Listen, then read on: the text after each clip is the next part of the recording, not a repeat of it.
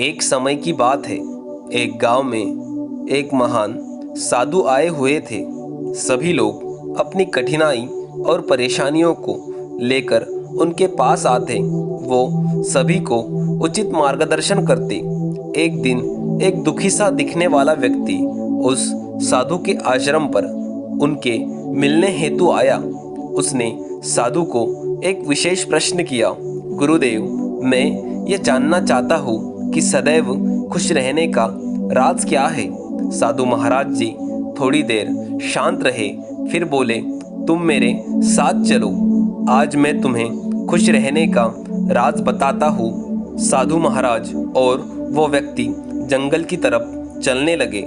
साधु ने एक बड़ा सा पत्थर उठाया, उस व्यक्ति को कहा, इस पत्थर को पकड़ो और चलो।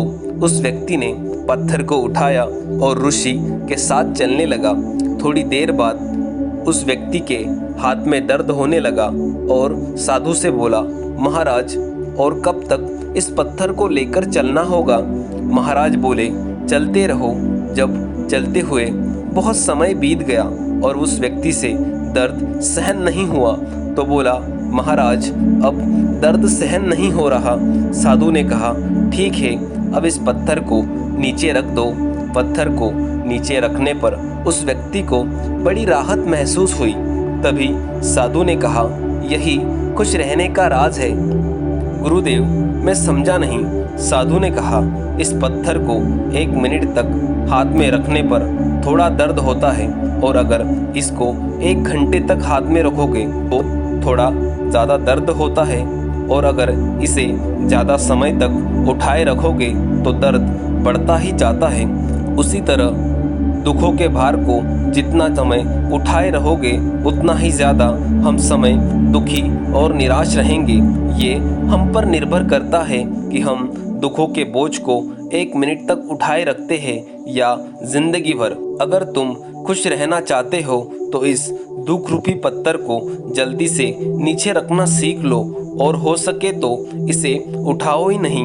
हमारे जीवन में दुख भी एक भार की तरह होते हैं। जब भी हम और जितना उसे उठाए रखते हैं हम उतना ही दुखी रहते हैं। दुख हमारे मन में आत्मा के अंदर बैठे रहते हैं और हम दुखी होते रहते हैं। इसलिए व्यर्थ बातों को अपने मन से निकाल दो।